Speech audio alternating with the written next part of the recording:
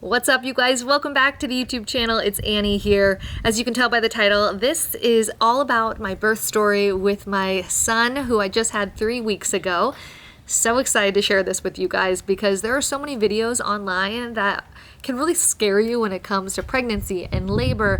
And I wanted to give you guys two very different stories of my son I just had and my daughter's birth story that were very positive experiences, but vastly different. And I can't wait to hear what you guys think of this birth story. And also, if you guys have had children out there or about to, I'd love to hear your stories as well in the comment section down below. But if you're new here, a little bit about me for a second. So you're like, who is this girl?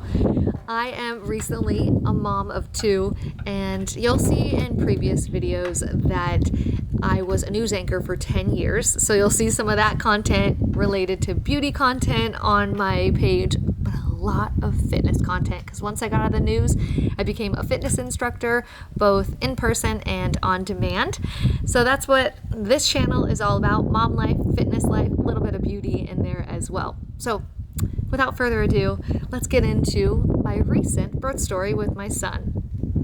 I should let you guys know that I'm doing this birth story video because I'm so fascinated by people's stories, because they're all vastly different, but yet we all get to the same end result.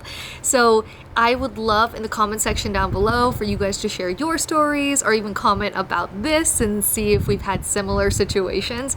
But yeah, that's why I'm doing this video, and I hope you don't mind the outside right now. It's so nice that I wanted to be outside sharing this. So let's jump right into the birth story of my second. I had a pretty normal pregnancy, got pregnant in the fall, and then my baby was due in June. I hit probably about 32 weeks, and that's when I was just like, wow, I am in so much discomfort and pain. My baby was sitting so low. It was like walking was so hard for me. And then finally I got to that 36-week mark where you have your last scan, and they told me that my baby was already at what they consider a healthy birth weight, which is about 7.5 pounds. Now, it's not always accurate, but there is like a pound up it could be, or a pound down that the baby could be. So just knowing that my baby could be anywhere in that range at 36 weeks, I'm like, I am not going to make it to 40 weeks. So with that being said, a week after that, 37 weeks, my doctor gave me a membrane sweep, and she was like, you're about to hit 38 weeks. This baby's going to come in a couple days. And I'm like, it's got to come. Like, how? I'm already 5 centimeters dilated and I'm at 37 weeks. Like, that is crazy. How is this baby not popping out already? So then 38 weeks hit and still no baby. And my mom was staying with us, and she stayed with us for 4 more nights, and then there was still no baby. And I, at this point, could not walk at all. Like, it was so painful. It was me from the couch to the bedroom to the bathroom, because I had to pee 24/7. And so finally, the day we sent my mom home to be like, you know what? I'm probably going to have to be induced. Don't worry about it. Let's just get on with our lives.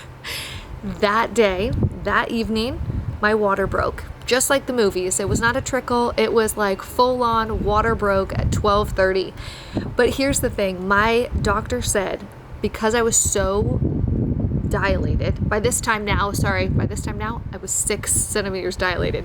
She was like, one contraction you feel, or if your water breaks, get in the car right away, because she knew my pain tolerance is very low and I already wanted an epidural. So this was going to be not a all-natural birth.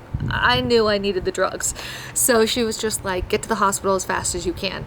Well, my mom wasn't there to watch my daughter, so we had to wait for my sister to come. I called her right as my water broke, and I'm like, you need to get over here. She lived 15 minutes away. She got here in like 12 minutes. So we hop in the car. At this point, my water broke, but I didn't really feel any contractions yet. Mostly it was like from nerves. I was just so anxious and so nervous. And we got to the hospital.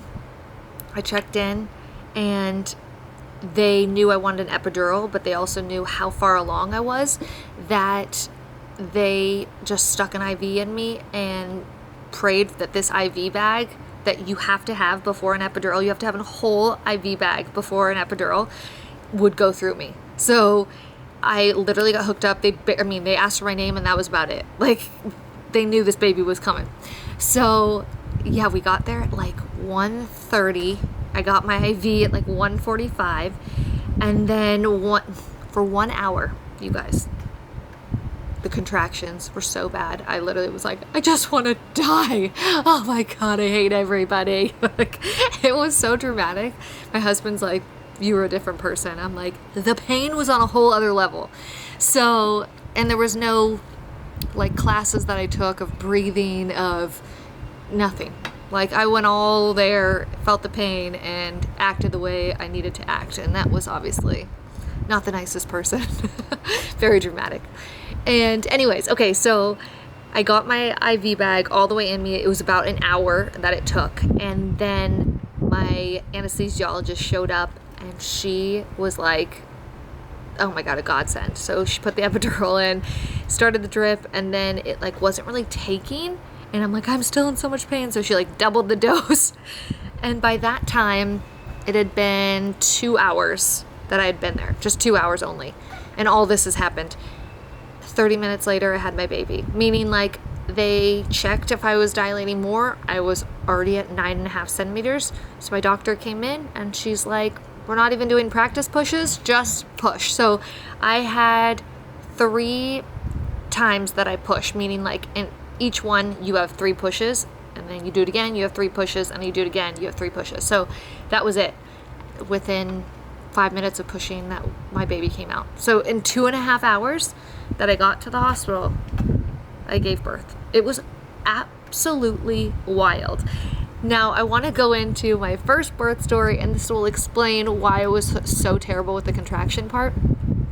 Because my first birth story with my daughter, I was induced. So I just walked in the hospital, they hooked me up to, Pitocin, and then hooked me up to an IV with, with an epidural. So I had never felt a contraction in my life. And I didn't really get that many Braxton Hicks that were like painful. So literally up until my second birth, like I had never felt a contraction. I'd never felt that pain. So I didn't know what to expect, because my first birth was like a breeze. I literally walked in, they gave me all the drugs, and 6 hours later I had my baby. It was so wonderful. Now I will say with that one, the aftercare part was the hardest. And I think it was because, you're kind of forcing the baby out rather than it like naturally wanting to come out. So I'm glad this time around it was different. It naturally happened with my water breaking. But because I had never felt a contraction before, oh my God, it was pain like I would never wish upon anybody. And again, I have really low pain tolerance. So if mamas out there who have birthed their children without an epidural, hands down to you. I just knew I couldn't do it, like at all. Anyways, I can't wait to hear what you guys think about this birth story, and also like, what have you guys experienced? I know a lot of people who follow me on this channel are either pregnant with their first time, with their first baby, or some of you have had 3 kids, they're like 20 now. So I just would love to know your experience. But this last one was just so wild because it felt like the movies where my water broke, we got to the hospital, rushed there, and then baby comes like that. So I just will say that 2 very different birth stories, but both kids wonderful. I would say though, my daughter, my oldest, definitely a wild child. My youngest seems like a really chill, calm baby. We shall see if that stays the same or if they flip-flop personalities. Anyways, thank you guys so much for watching, and next week I'm really excited because we are going to get back into the fitness game.